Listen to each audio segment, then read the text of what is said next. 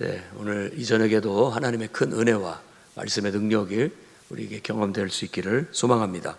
우리가 읽은 누가복음 4장 31절에서 37절 말씀은 예수께서 비로소 가버나움에서 사역을 시작하신 사역을 얘기하고 있습니다. 그래서 그가 회당에서 말씀을 가르치셨을 때 그 말씀의 권위를 느끼고 사람들이 깜짝 놀랐어요. 그런데 가르침뿐만 아니라 그분의 가르침대로 선포하셨을 때 또 기적과 능력이 나타나서 이렇게 더러운 귀신이 굴복하고 떠나가는 놀라운 역사가 나타나게 된 거예요. 그러니까 모든 사람들이 이분이 도대체 누구냐, 이분이 대단하다, 예수님 능력이 대단하다, 이런 소문이 사방에 퍼지게 되었다라고 그렇게 기록을 하고 있습니다. 그래서 이런 말씀을 읽을 때마다 저도 많이 묵상하면서 큰 은혜가 됐는데, 주님 우리에게도 좀 찾아오셔서 이렇게 말씀해 주십시오, 이렇게 능력으로 역사해 주십시오 하는 간절한 마음이 막 감동이 되더라고요. 오늘 예배하는 이곳에 우리 주님이 오셔서 여러분의 영혼을 향해서 말씀하실 때, 선포하실 때 하나님의 크고 놀라운 기적과 능력이 나타나게 될 줄로 믿습니다. 그래서 우리가 이 말씀을 붙잡고 기도를 해야 되겠는데, 첫 번째로는 우리 영혼을 살릴 뿐만 아니라 우리의 삶의 방향을 완전히 바꿔줄 수도 있는 살아있는 권위의 말씀을 우리가 믿음으로 받아들이는 그런 성도들이 될 수 있기를 바랍니다. 그래서 우리가 그걸 믿음으로 받아들인다라는 것은 보통 우리가 아멘 합니다. 그 말은 믿습니다라는 말도 되고, 왜냐하면 믿음이라는 단어나 이 아멘이라는 단어가 어근이 같아요. 그러니까 나는 믿는다, 그리고 그대로 될 줄 확신한다, 그대로 되기를 바란다, 이런 소망을 담고 어떤 말씀이 선포되어졌을 때 그 말씀을 내가 이렇게 받아들이고 그 말씀이 그대로 되기를 바라는 마음에서 우리는 믿음으로 아멘 하는 겁니다. 그럴 때 여러분에게도 놀라운 역사가 일어나게 될 줄로 믿습니다. 그래서 큰 소리로 하든, 내가 적어도 우리가 이렇게 소리를 내서 기도하자, 소리를 내서 이렇게 하자라는 건 물론 아멘 아멘 이렇게 하는 분들도 가끔 있어서 깜짝 놀래기도 합니다. 어느 교회도 가보면 꼭 앞자리에 앉은 분들이, 그런 분들이 한두 사람이 있더라고요. 말씀만 떨어지면 아멘 아멘 하고 깜짝 놀래게 하는데, 내가 들릴 정도의 소리면 충분합니다. 그런데 이제 물론 성령이 역사해서 막 흥분되면 우리는 이제 성령의 감화 감동을 믿고 성령이 우리를 인도한다라는 걸 믿기 때문에, 성령이 감화 감동하면 아멘, 옳소, 이런 말이죠. 옳소. 그리고 이제 우리도 연설을 할 때라든지, 우리나라는 좀 그런 게 안 되지만 서양에서 미국이라든지 연설을 하거나 설교를 할 때 보면 사람들이 프리칭 계속 설교해라, 계속 말해라 이렇게 화답을 해줘요. 그러니까 더 이렇게 분위기가 하나님의 성령에 민감하게, 성령의 감동을 억누르지 않고 성령의 감동을 따라서 하되, 그렇다고 해서 무질서하고 제멋대로가 아니라 성령의 질서 가운데서 하나님의 말씀이 이렇게 떨어지면서 말씀이 역사를 하는 거죠. 그래서 우리에게 힘이 되고 성령의 감동이 되는 말씀이 있으면 가만히 있을 수가 없잖아요. 가만히 있을 수가 없습니다. 오늘 여기에서 지금 모든 사람들이 예수님의 가르침을 보고 굉장히 놀랍다, 이렇게 느꼈던 거예요. 그러니까 이 사람들이 감동이 되고 뭔가 자신의 영혼이 깨어나고 있다는 걸 느끼고, 자신의 영혼을 살리고 있다는 걸 느끼고, 그뿐만이 아니라 인생이 달라질 수 있는 그런 생명의 말씀, 깨우침이 되는 말씀, 그야말로 은혜가 되는 말씀이 이렇게 주어졌다는 걸 알 수 있어요. 그래서 저도 늘 기도하고 그런 예배가 될 수 있었으면, 여러 성도님들도 그런 예배가 될 수 있도록, 목사 혼자 이렇게 외로이 설교하는 게 아니라 모든 성도들이 함께 하나님 말씀에 귀를 기울이는 거예요.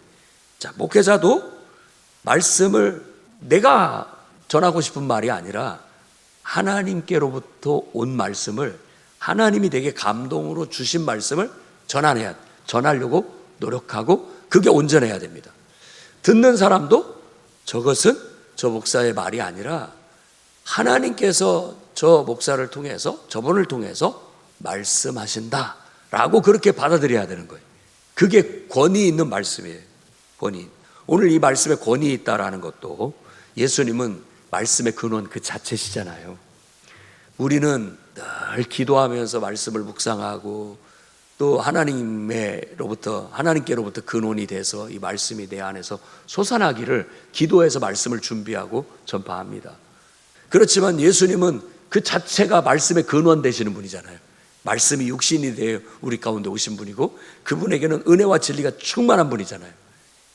정말 그런 분을 우리가 섬기고 있습니다. 그런 분을 여러분이 오늘 정말 실질적으로 영적으로 대면할 수 있었으면 좋겠습니다. 저도 그걸 바라요. 그래서 그냥 누가 말하면 에이 뭐 좋은 말이긴 한데 뭐 그런 일이 일어나겠어?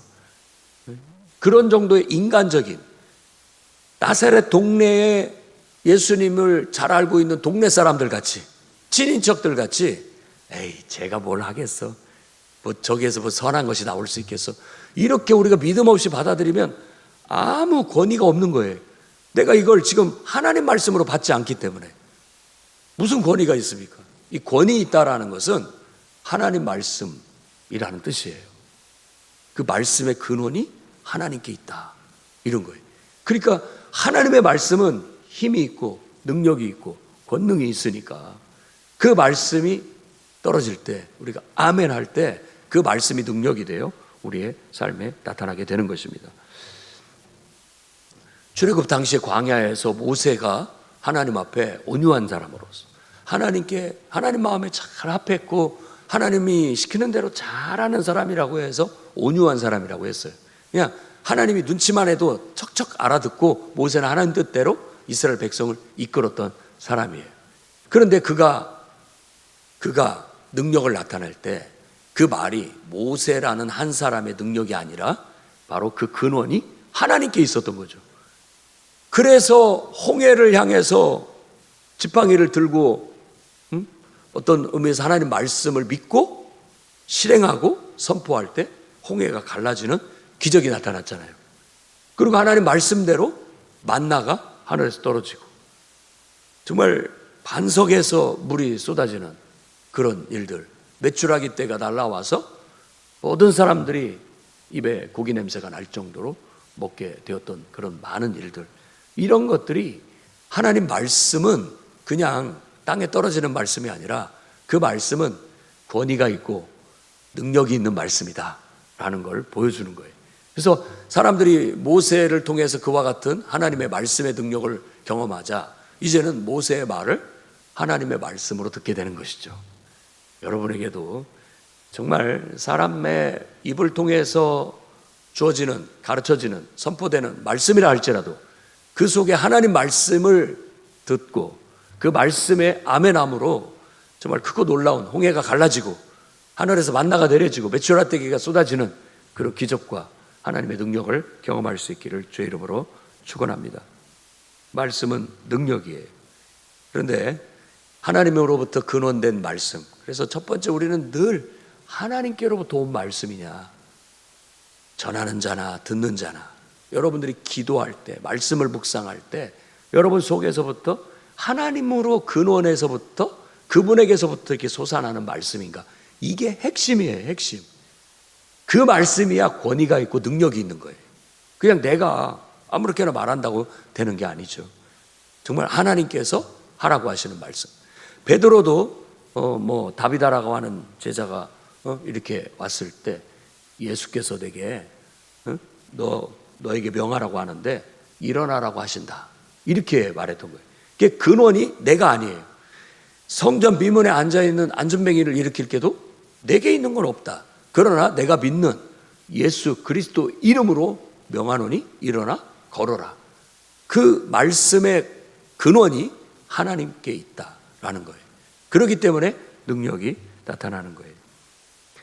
요한복음 6장 63절 말씀 보면 살리는 것은 영이니 육은 무익하니라. 내가 너에게 이른 말이 영이요 생명이다.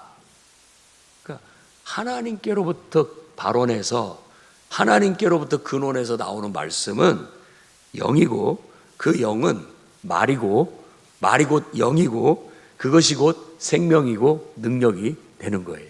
그래서 한 말씀도 땅에 떨어지지 않고 다 없어지지 않고, 그 말씀이 떨어지면 다 그것이 이 변화를 일으키고 역사를 일으켜서 뿌리를 내리게 하고 자라게 하고 꽃이 피게 하고 열매가 맺혀지게 한다는 거예요. 예수님의 씨 뿌리는 비유도 똑같은 그와 같은 말씀의 권위에 대한 말인 거예요. 그러니까 우리가 하나님을 섬기고 하나님의 통치가 이루어진다는 것은 하나님의 말씀이 내 속에 뿌려지고 그 말씀이 내 삶을 통해서 뭔가 결실이 일어난다라는 거예요. 그럼 오늘 우리는 우리 자신들의 삶이 어떤지 한번 봐야 되겠습니다. 정말 나는 하나님께로부터 솟아오르는 말씀을 듣고 있는가? 내게 하나님의 말씀의 씨앗이 정말로 뿌려지고 있는가, 믿음으로. 그리고 그걸 내가 하나님 말씀이라고 믿고 선포했다면 반드시 실행함으로써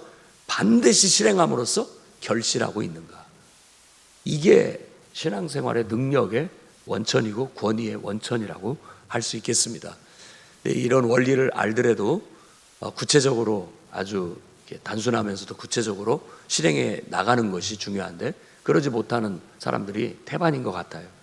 정말 오늘 이 자리에 예배드리는 저와 여러분은 하나님의 말씀이 내 영혼 속에서 솟아오르고 또 내 영혼에 하나님 말씀이 뿌려지면 아멘으로 받고, 새가 와서 주워먹기 전에, 사탄이 와서 그 말씀을 뺏어가기 전에 그 말씀을 아멘으로 받아서 뿌리를 내리게 하고, 그 말씀을 믿음으로 받아서 반드시 이건 하나님 말씀이니까 실행해야 된다라고 순종함으로써 그게 능력이 되어 정말 나타나고 간증이 될 수 있기를 소망합니다.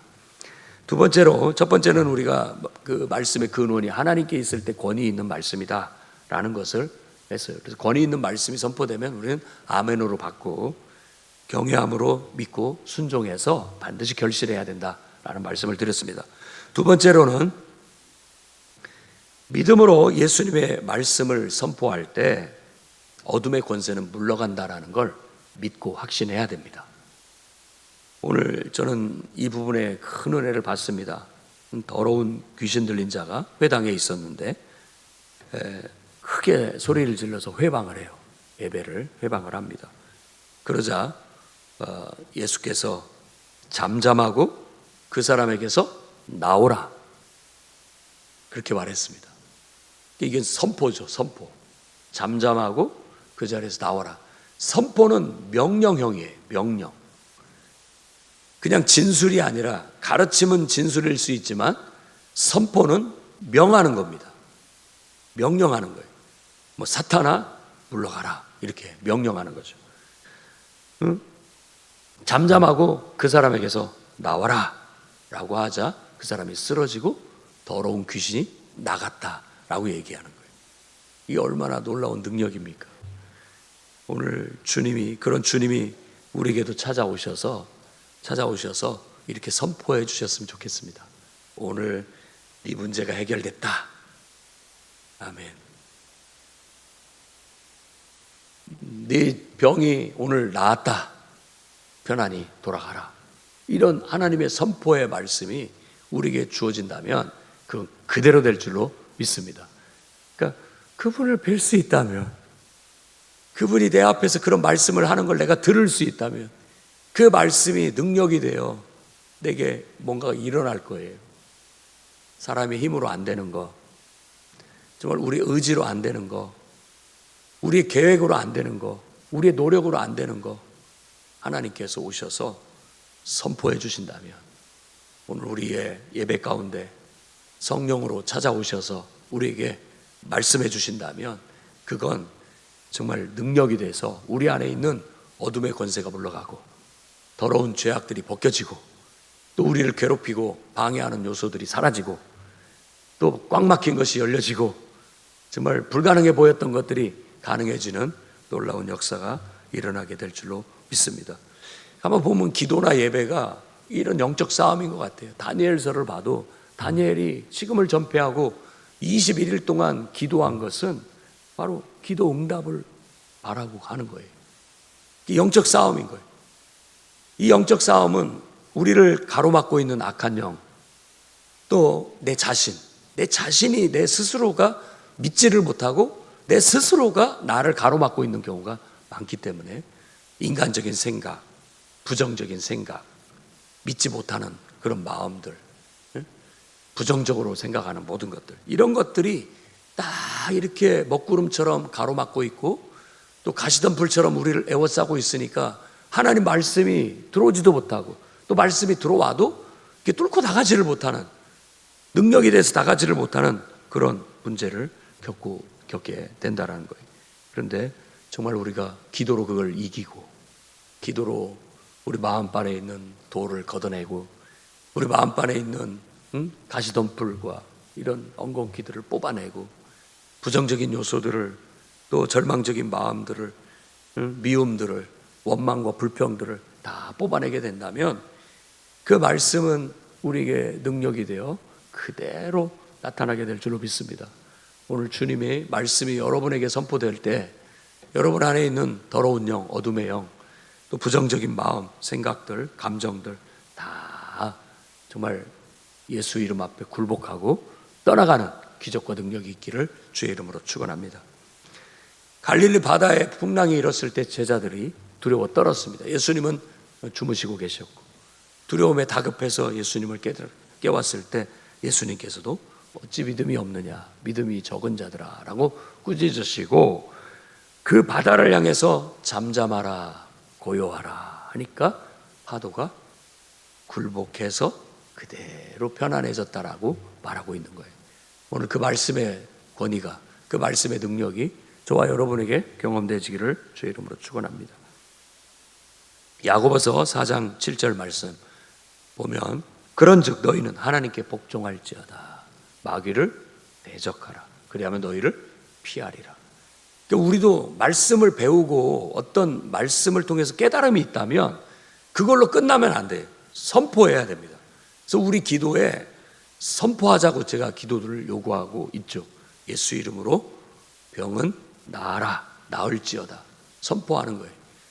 예수 이름 앞에 모든 문제는 굴복하고 해결되라, 물질의 문제 해결되라, 이렇게 인간 관계의 문제 풀려라, 모든 장애물들은 사라져라, 이렇게 우리가 믿음으로 하나님께로부터 울려오는 감화 감동을 통해서, 이게 성령의 감동이 있는 가운데서 선포할 때 그 말이 능력이 되고 기적이 되어 나타나는 거예요. 예수님의 사역을 세 가지로 말합니다. 가르침, 그리고 선포, 그리고 치유. 근데 이게 하나에 하나, 그냥 따로따로가 아니에요. 가르치고 그 가르친 대로 가서 선포했고, 선포하니까 능력이 나타나서 치유와 회복이 일어나는 거예요. 그게 하나님 나라예요.